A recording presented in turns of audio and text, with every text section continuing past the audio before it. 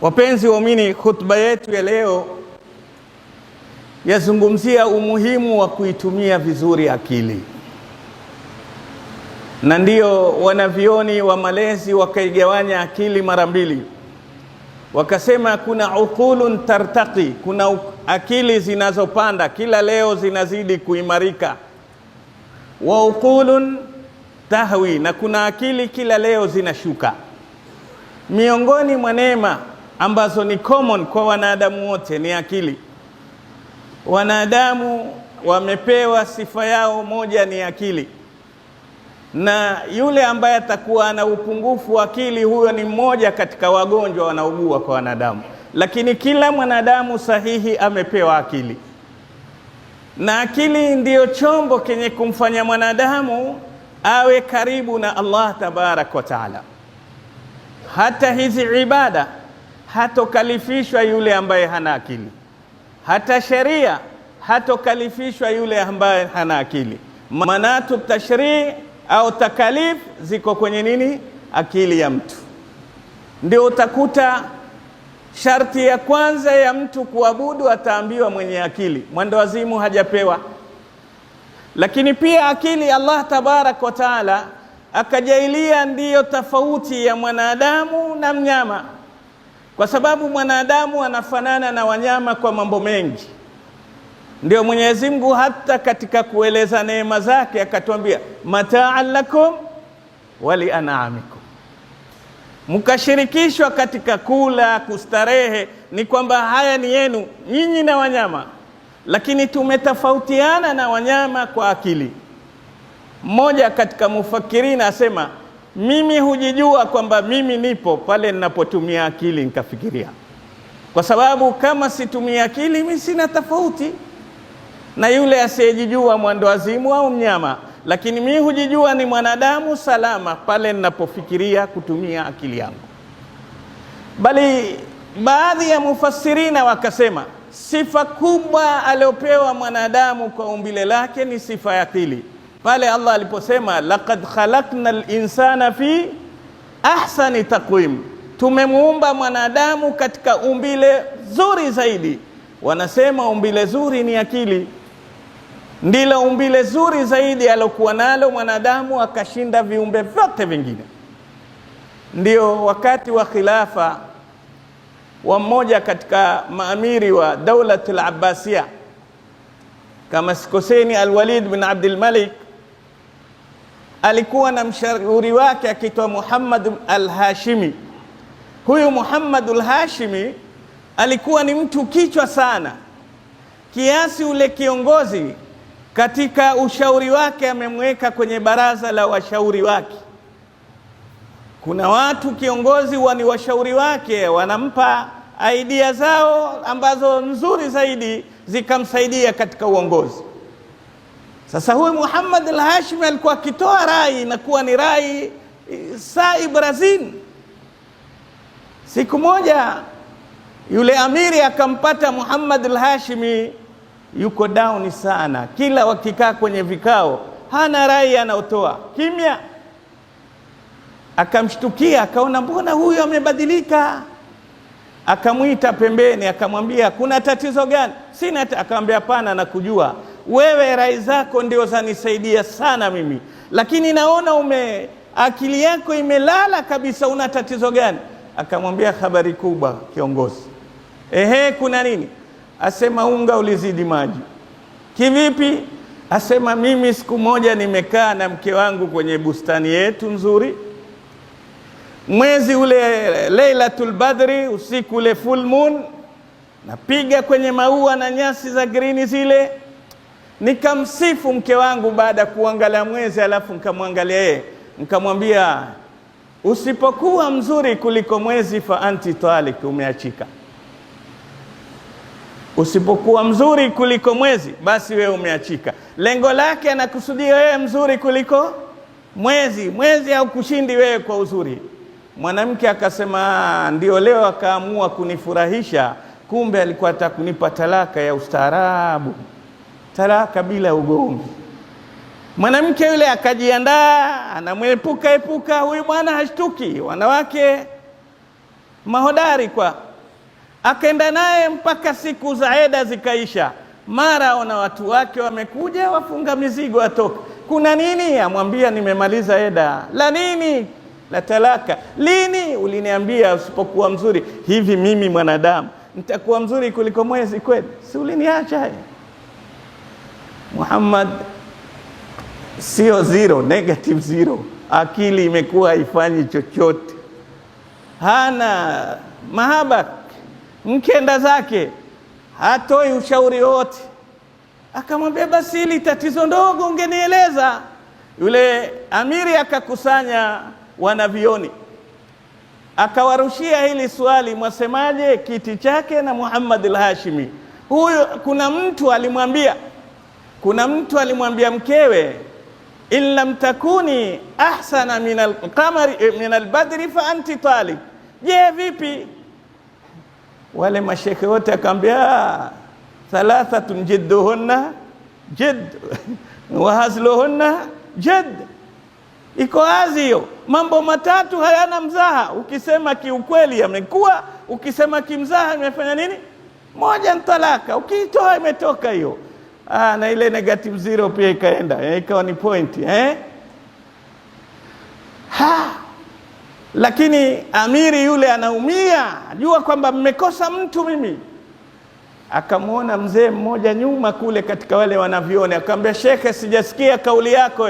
Asema wengi washasema. Anambia hapana, wingi ni haki, tunataka kuisikia kwako. Akasema hajaachika huyo, bado ni mkewe. Vipi? Akasema Allah asema laqad khalaqnal insana tumemuumba mwanadamu kwenye umbile ahsan, bora zaidi. Kwa hivyo bora zaidi ya mwezi, ya jua, ya tausi, ya nani, mwanadamu bado yuko juu.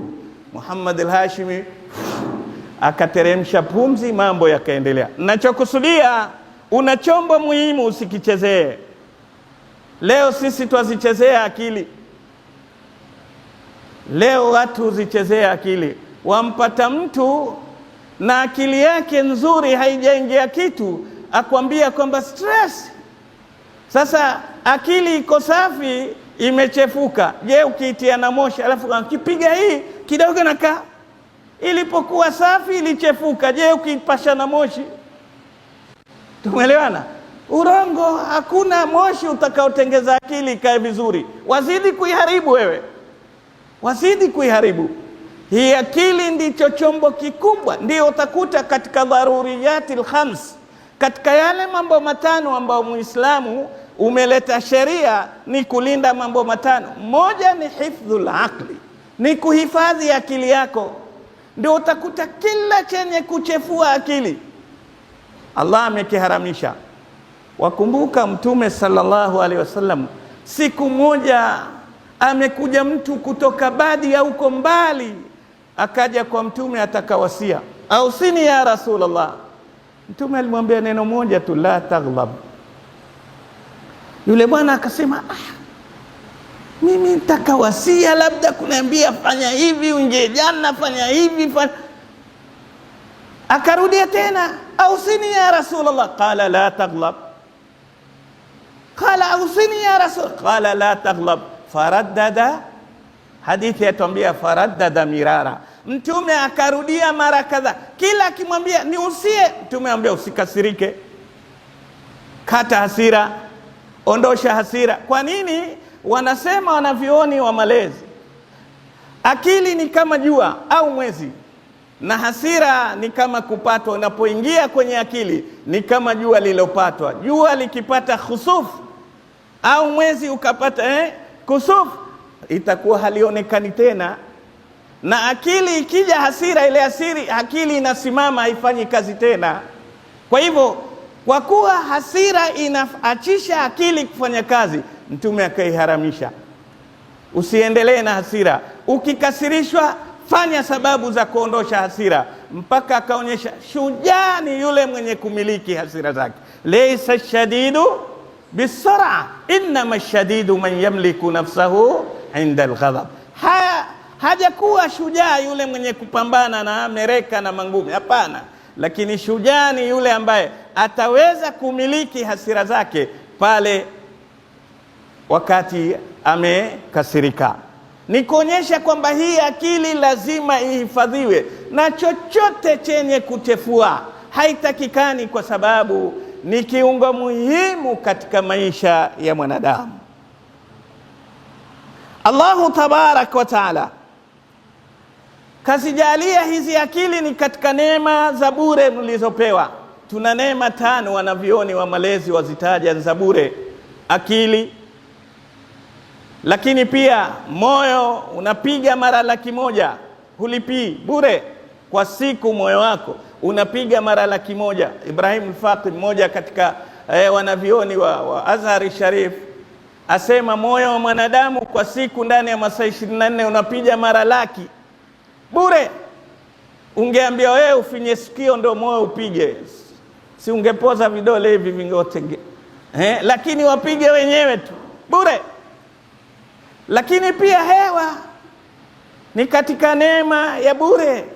Hewa unaotumia oksijeni, anasema Ibrahim Faqih, kwa siku mtu anakula lita 70 za oksijeni. Ungeambia ununue, nani angeishi?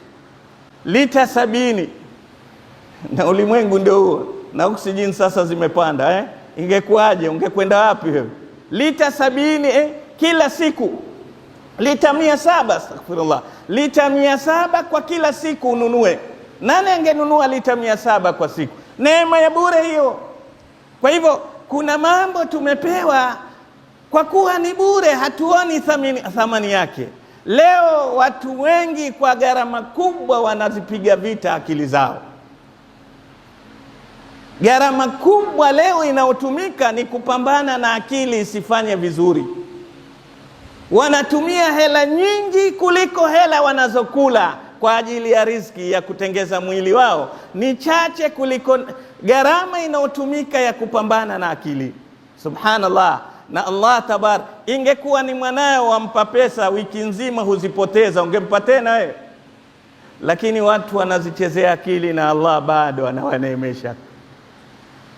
Ndio ujue kwamba wewe una Allah anaitwa Ash-Shakur Al-Ghaniyul Hamid, ili uweze kuwa karibu na kumwabudu Allah tabaraka wa taala. Mara nyingi katika Qur'ani Allah amezungumza na akili. Waman nu'ammirhu nunakishu fil khalqi afala yaqilun. Allah asema, angalieni, kila tunayempa umri tunampunguzia umbile. Sura zako ulipokuwa kijana miaka 15, 16 na sasa miaka 40 ziko sawa? Hapana, zimebadilika. Kila ukisonga sura zako zinatisha, kila ukiwa mdogo sura zako zinapendeza. Hivi ndivyo Allah tabarak wa taala anavyofanya katika na kila umbile lako. Kila ukiendelea umbile lako la shuka. La kusikitisha, kuna watu kila wakiongeza umri na wataka kupambana zaidi, kujifanya wao bado wako barabarani. Allahu tabarak wa taala asema, afala yatadabbaruna alquran am ala qulubihim aqfaluha. Hawa watu vipi hawaizingatii hii Qur'an? Ama katika mioyo yenu kuna vifuniko ambao vimefunika mioyo yenu, haingii kitu? Mshapigwa muhuri nyinyi? Kwa sababu ukiangalia Qur'an katika kila maisha inakulekeza namna kuishi vizuri. Wewe unapokwenda kinyume na Qur'an ni kwamba huitaki kuizingatia Qur'an. Lau utakiweka kitabu cha Qur'an kiwe ndio mfumo wa maisha yako, basi huwezi kuishi vibaya, itabidi uishi vizuri. Lakini tatizo hatuifikirii na kuizingatia Qur'an.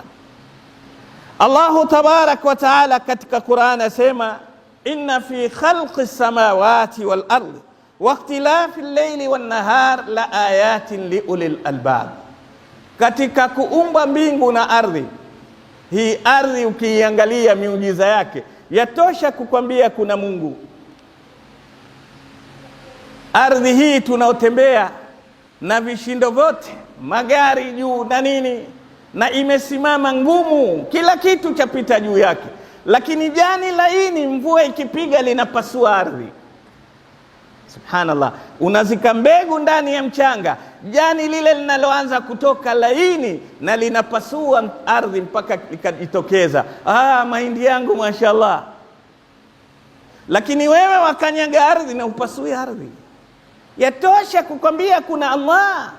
Allah akwambia kiangalie chakula chako namna kinavyoanzia mpaka kinapoingia mdomoni. Yatosha kujua kuna Allah. Falyanzuril insanu ila ta'ami anna sababna almaa sabba thumma shaqaqna al-ardha shaqqa faambatna fiha habba wa inaban wa qadba wa zaytunan wa nakhla wa hadaika ghulba wa fakihatan wa abba mata'an lakum.